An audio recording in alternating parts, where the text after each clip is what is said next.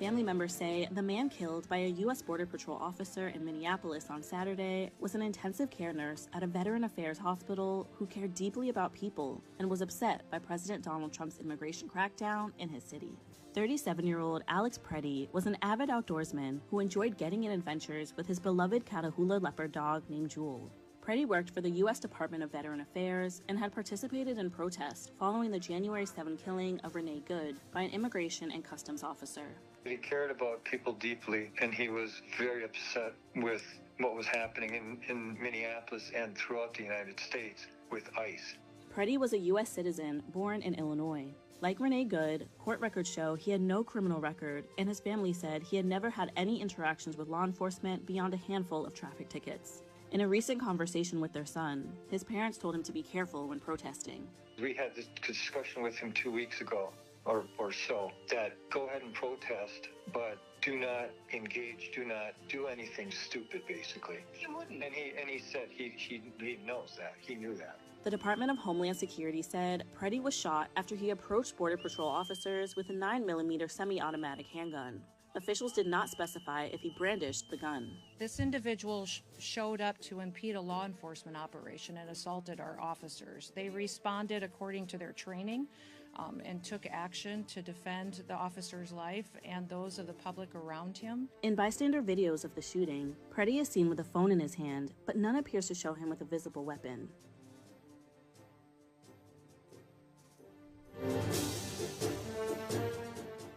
Yes, as you hear, ICE got another one. This time, a young, well, I guess relatively young white man named Alex Pretti, who was 37 years old, an intensive care unit nurse at the U.S. Department of Veteran Affairs Hospital in Minneapolis.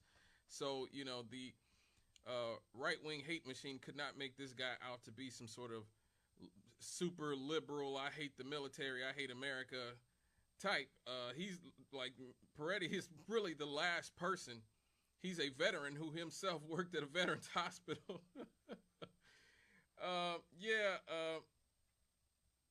This is going to be hard for them to wiggle out of. He was fatally shot by federal immigration enforcement agents on January the 24th. He was a U.S. citizen. He was a lawful gun owner with a concealed carry permit and had no significant criminal record. His family and colleagues described him as a compassionate person who was dedicated to helping others. So what happened was, I'm guessing most of you have seen the footage by now. He was filming. He was holding a phone in his hand, not brandishing a weapon, filming ICE harassing a woman, and ICE goes over to him because he's filming. Now, mind you, anybody who came out to our event on Saturday, and thank you to everybody who did at the Gary Public Library here for Speak 2026. I'm grateful you all came. But anyway, during that event, I spoke about the late, great Dick Gregory, who became a good friend of my family's. And this is 20 years ago. He told us when the police are arresting people, film them. Film them. You have the right to do that, the constitutional right to do that. And it's important to understand how important filming is. I know a lot of people poo-poo body cameras, but we just saw Sean Grayson, a police officer who killed Sonia Massey, get 20 years in prison this week, just this week, because he had a camera on. He had his body camera footage on. And the jury saw that body camera footage and saw that he acted not in self-defense, but with brutality. And so they sentenced him to 20 years in prison. And so I know even a lot of my people on the left like, oh, cameras don't do anything. Tell that to Sonia Massey's family. Because guess what? If he didn't have that camera on, Sean Grayson would be walking the streets and still patrolling today because he would have said she had thrown hot water at him or something or whatever. Instead, he's going to be in a prison cell for the next 20 years. Just like Derek Chauvin, if it was not for that 17-year-old girl who filmed Derek Chauvin choking George Floyd to death, he'd be walking the streets today instead of being in prison and getting stabbed and shanked for his crimes against George Floyd. So I don't want to hear people talking about cameras don't matter. They do matter. And that's why these ICE officers were brutalizing Mr. Alex Pretti, who was filming. He was there. He was filming. He came to the aid of a woman. And these ICE agents converge on him. They converge on him.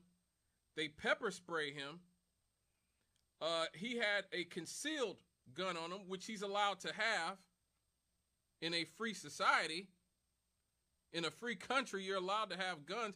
I'm old enough to remember when Tea Party activists used to go to town hall meetings when Barack Obama was president, holding big assault weapons, trying to intimidate the president of the United States while carrying assault weapons, AR-15s and AK-47, all this nonsense.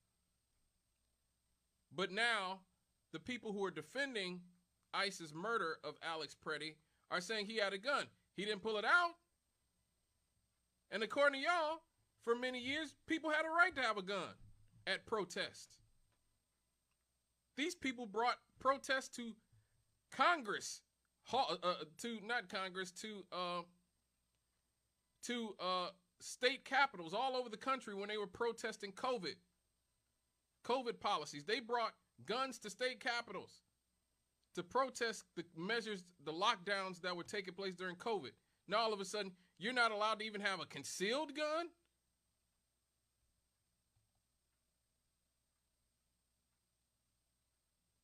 And it's really going back to what I had a lot of discussions online this week with people on Twitter, and I kept posting my video that I did about a year or two ago at the beginning of this, and I said that the right wing does not have any ideology in the United States. The right wing in this country does not have any ideology other than white supremacy.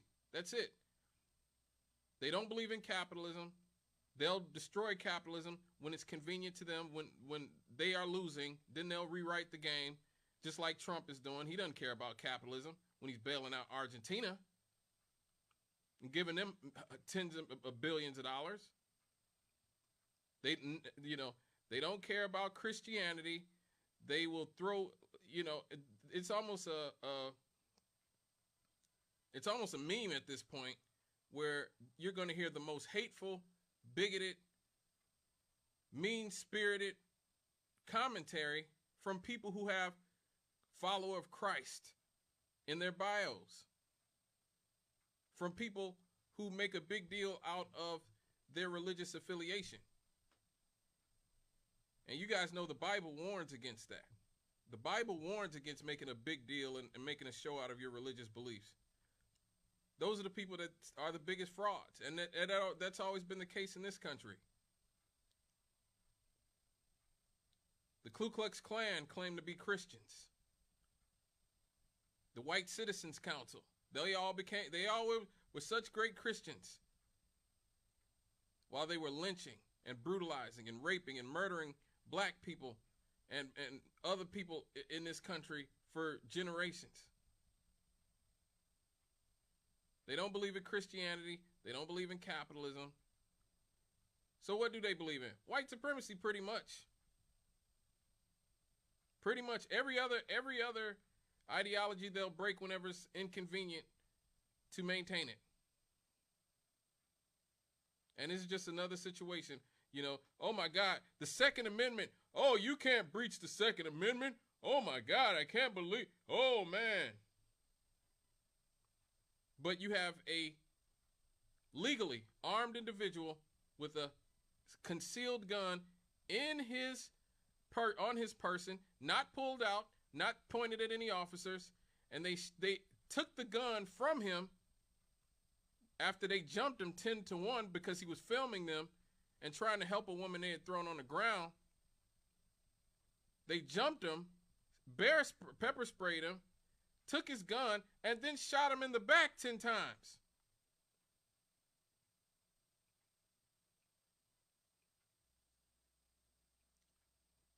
And many on the right are making excuses for that by saying he was armed. Donald Trump, he was armed. He was a terrorist.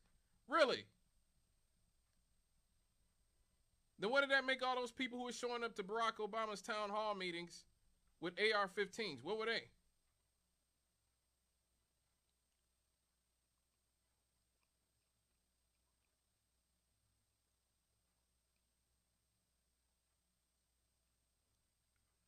And so I will say there has been some fallout from this for these agents. The federal agents involved in the shooting have been placed on administrative leave. They should be in prison with Sean Grayson and Derek Chauvin for a long time.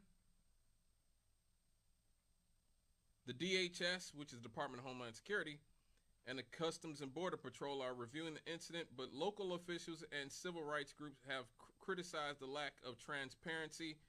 The Trump administration is now in court arguing that they have a right to destroy the evidence in this case.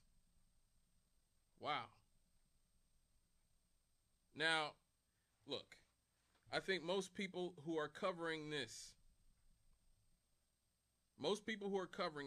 their main focus is the tragic shooting of an obviously decent young man, 37 years old, who was a nurse at a veterans hospital, who didn't have an extensive criminal record, seemed to be an overall mensch by every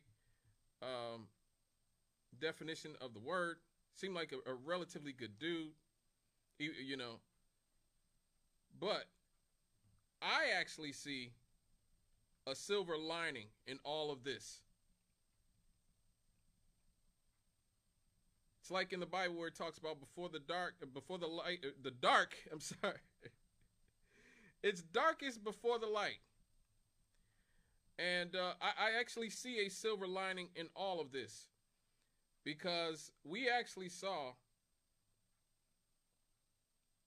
something coming from the state of Minnesota that I've been thinking about a very long time and may actually be a solution, or at least part of the solution that we have been looking for to change the trajectory that this country is going on.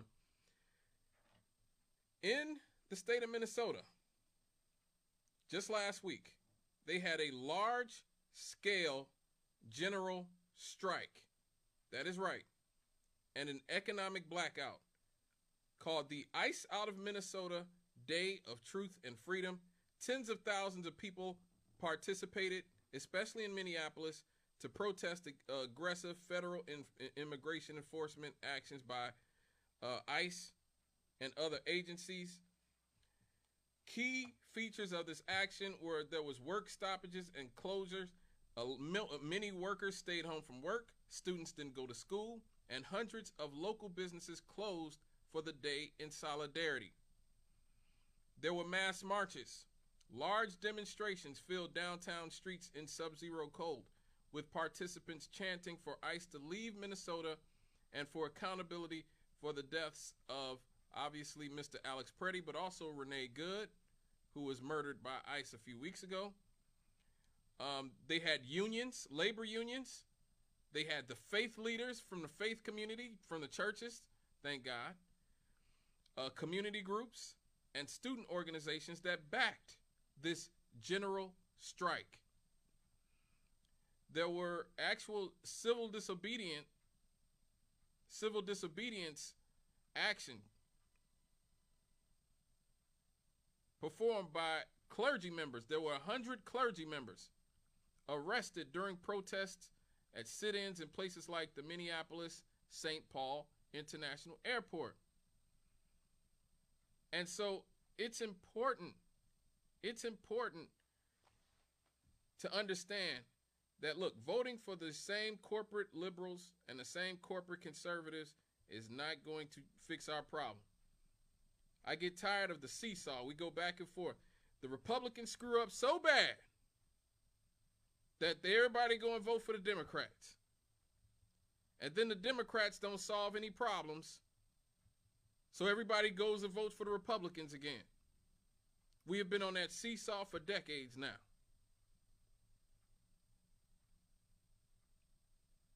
At a certain point, you have to be like what Gandhi said. You have to be the change that you want to see in the world. And it's unfortunate that we don't have a democracy in this country. We don't have a constitutional republic. We have a plutocracy, which is the rule of the very rich, and we have an oligarchy, which is the rule of the very few. So there are very few rich people, basically, who control our society and the world that we're currently living in. And let me tell you guys, they are getting more powerful by the day. I don't know if you guys are paying attention to what's going on in the economy, but corporations are laying off workers more and more each quarter. They are using AI to replace human labor. This is not like the car. This is not like the train. This is not like other instruments that came along that helped further along human progress. AI actually replaces human thought and human sentience. Once these elites have artificial intelligence that is fully able to replace American workers, just workers in general in this world, what need do they have for us?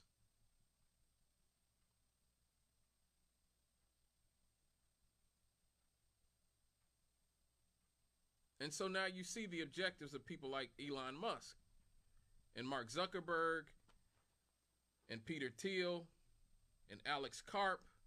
You see the point of the surveillance system, why they want to build all these data systems, these data centers, so that they can have mass surveillance of us to keep us from rising up. And they want to have all of us basically replaced by their AI chatbots and AI robots. They want to replace human sentience.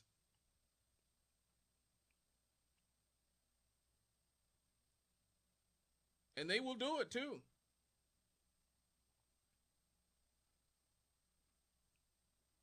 I just saw, I believe, I forgot who it was talking at Davos. I want to say it was Jane Goodall. I don't know if it was, I forget who it was. But she was saying, ideally, what she say, 90% of humans are not needed.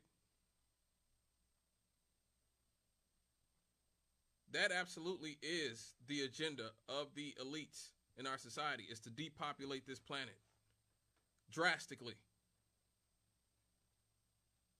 They've pushed ideologies for decades now that has completely almost rendered the entire new world, what you want to call it, the first world, impotent and sterile. They don't want us having children. They don't want us getting married. They pitted generations of men and women against each other. They plan on replacing us, completely replacing us. And those of us who are still around will be so defanged and so controlled and so monitored that there won't be much, or if anything, we can do about it. I told you guys about Larry Ellison. I played the clip of him talking about how there won't be any police brutality in the future because everything will be monitored. There won't be any crime because everybody will be monitored at all times. That's the second richest man in the world saying that. A man that Donald Trump just gave a $500 billion contract to. The world's richest man, Elon Musk, just signed a deal with the Pentagon to integrate his AI system into their network.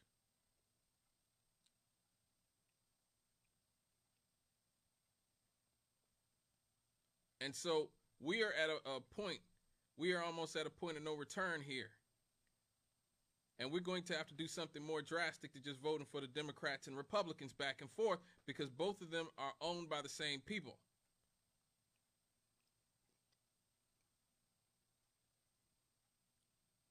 I have to remind people, Kamala Harris had more billionaires supporting her than Donald Trump did.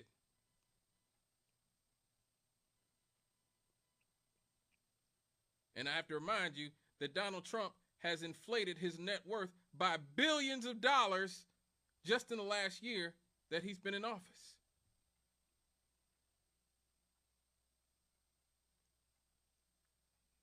So it really does not matter who you vote for. You vote for Democrats, you vote for Republicans, you're voting for the same AI system. You're voting for the technocracy. You're voting for the military-industrial complex. You're voting for the prison-industrial complex. You're voting for AIPAC, for Israel to control our government and to force American young people to fight their wars. Now they're starting a war with Iran. We covered that, I think it was last week or the week before last. The Mossad is in Iran, inflaming the situation in Iran, trying to overthrow and decapitate their government. And when that doesn't work, they're planning to use us, our young people, to go to war with a possible nuclear power. And even if they're not nuclear, they have a hell of a lot of warheads and a lot of firepower. And they have 90 million people. And they have millions of people who are willing to die to preserve their country. You will see massive death and destruction of Americans if we go to war with Iran. It will not be a cakewalk or a picnic. And so that is what we are there for. We are there to fight their wars,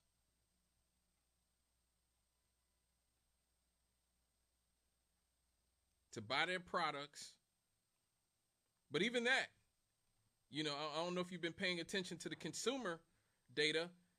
Really, most of the spending in our economy now, they used to need regular people to buy products. Now we're at a point where a large percentage of the economy isn't even dependent on regular people spending money, because rich people are so rich and they spend so much money on high-end items that their spending is keeping the economy afloat, even as poor people, everybody else, is struggling and having to cut back on everything. We're still seeing close to stock market highs and things like that regardless.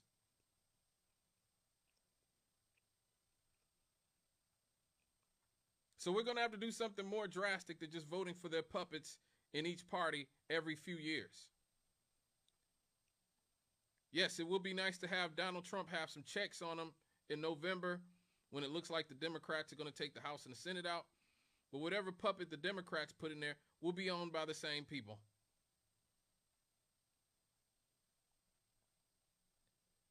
And so we have to look at alternative means of power and strategy. And the people of Minnesota, the labor unions, including the AFL-CIO and other organized labor groups. Like I said, the faith community, clergy, hundreds of people in the clergy have been arrested. Student groups, civil groups, small businesses, museums, galleries, nonprofit institutions, all closed in solidarity. General strikes, while we still can, might be the one thing we can do to save our own lives and to actually preserve some semblance of a country for the next generation of young people. After the strike they just had, the student unions and the campus labor groups at the University of Minnesota called for another strike, which is happening currently right now as we speak on January the 30th. That is today. And they are pushing for a broader national shutdown. And activists nationwide are pushing similar economic walkouts and solidarity actions beyond Minnesota. Shutting this country down one day, not you only had to do a whole week, but one day would have massive consequences for the wealthy elites in our society. And they know it. This is one of the few things that we can actually do to hurt the people who are hurting us. Now, in Minnesota, they are just demanding that ICE and the Border Patrol people withdraw from Minnesota. They're demanding legal and criminal accountability for officers involved in the fatal shootings and forceful enforcement. They are calling for defunding or abolition of ICE and related federal enforcement. and they are demanding expanded protection for immigrant communities and students. Look, I don't care how you feel about immigration one way or the other. I've made my view on it very clear. If you listen to the show long enough, or even go to my YouTube page, Scott Cannon Radio, you can find I am very much anti-illegal immigration. We have a long history in this country of, at least historically, black leaders and the left fighting illegal immigration because it was a tool used by the elites to drive down wages and to make American labor expendable. And it's also about causing chaos within working class communities.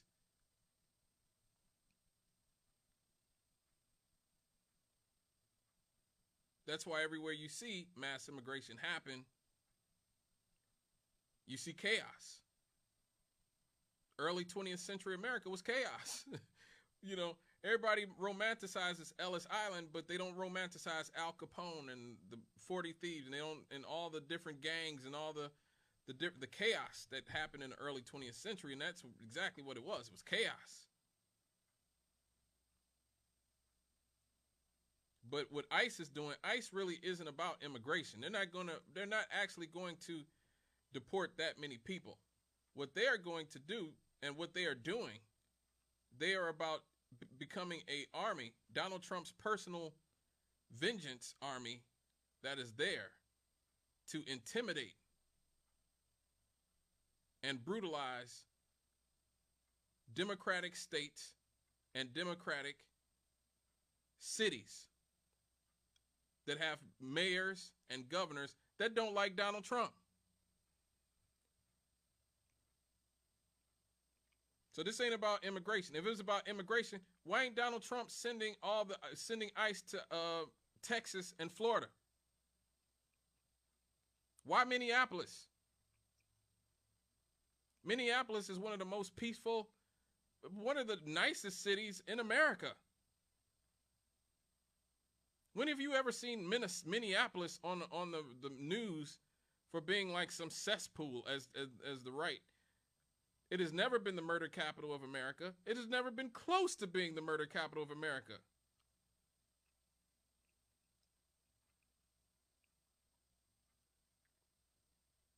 Donald Trump sent them to Minneapolis because he hates Tim Walz, because he hates Jacob Fry, who was the mayor of Minneapolis, because he hates Ilhan Omar,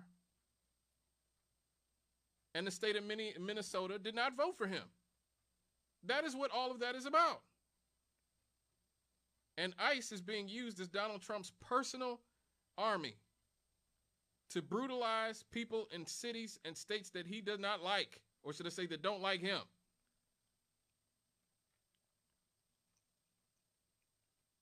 So whether you support immigration or not, or illegal immigration or not, this is about something bigger. This is about them testing the boundaries of how many civil liberties and civil rights they can violate without any real consequence. This is about punishing cities and states that don't support Donald Trump. This is about causing as much chaos as possible so that he will have an excuse to declare martial law or the Insurgency Act or whatever, Alien Enemies Act, anything he can in order to grab more power, because he knows how unpopular he is now. And he knows how unpopular the Republican Party has become. And he knows that it's going to take a miracle for them to even be able to retain any power whatsoever in the House and the Senate in November. Even he said that.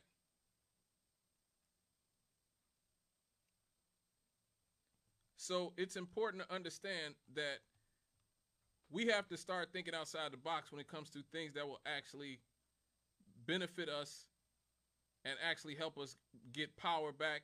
I know a lot of people are very weary when it comes to things like general strikes, but there actually have been successful general strikes in American history. We've had them throughout our history. The Great Railroad Strike of 1877 that started in West Virginia and spread to 10 states, that completely stopped rail traffic Workers from other industries joined in, turning into a de facto general strikes. The federal troops were actually deployed, and it was the first time the U.S. government used the military at that scale against workers. Over 100 people were killed, but it marked the birth of the modern American labor movement. And elites realized that labor unrest could become national and revolutionary. So that was the beginning. Then you had the Great Seattle Strike of 1919, where you had 65,000 workers that started with support for shipyard workers seeking better wages. It shut down the entire city for 5 days, not just the factories. Restaurants, milk deliveries, hospitals, all run by worker committees. Workers basically organized a parallel civic system. Now, the impact was that it showed workers that they could actually run a city without bosses. That sounds like Marxism, folks. That sounds like Marxism. Workers run the factories. Workers run the hospitals. This actually terrified leaders and government leaders, business leaders, I'm sorry. The strike ended without major concessions, but it strengthened industrial unionism and became a legendary model for solidarity strikes. Then you had the 1934 West Coast Longshore Strike, where the West Coast ports, especially in San Francisco, tens of thousands of workers, starting with the dock workers, demanded union recognition and hiring hall control. They called for a citywide general strike. The longshore workers actually won union recognition and control over hiring. It helped legitimize the CIO and industrial unionism and paved the way for New Deal labor protections. So all the stuff FDR did in the 30s in order to make lives for workers better, especially black workers, with things like the FEPC, where you saw hundreds of thousands of black workers be able to work in the factories up north. A lot of that was a product of the momentum of laborers striking with things like the West Coast Longshore Strike. Then here we go again in Minneapolis. In Minneapolis in 1934, you had the Teamsters strike. The truck drivers struck, and it grew into a citywide general strike. You saw mass pickets that it stopped nearly all commercial transport. This is when the Teamsters won recognition. It opened the door to unionizing trucking worldwide. And part of the strike that pressured FDR towards stronger labor laws. Again, you put pressure on these people with that. Then you had the Oakland General Strike of 1946, where you had 100,000 workers involved. You had the retail clerks striking. The AFL union shut down the entire city. The streetcars stopped. The businesses closed. Downtown turned into a worker-controlled zone for 2 days. The impact was it forced arbitration in the original dispute. It demonstrated post-World War II workers still having massive power, and one of the last true citywide strikes in American history. And I always have to remind you guys, the late, great Martin Luther King, in my opinion, the greatest American this country ever produced, the last thing he did, his last act, was to help Memphis's sanitation workers in their strike against the city of Memphis. He was planning a poor people's campaign. He was planning other, revolutionary action when he was murdered by the state, more than likely. And a big part of that is why. So when we can talk about Trump all day. We can talk about how evil he is and all the evil things that the elites are doing and his administration and the government does. The question is, what are you going to do about it? And it's very possible that the people of Minnesota, particularly Minneapolis, have given us a pathway to freedom. All right, folks, when we come back, we're going to talk about my main man, Kanye. Should we forgive him? We'll be right back after these.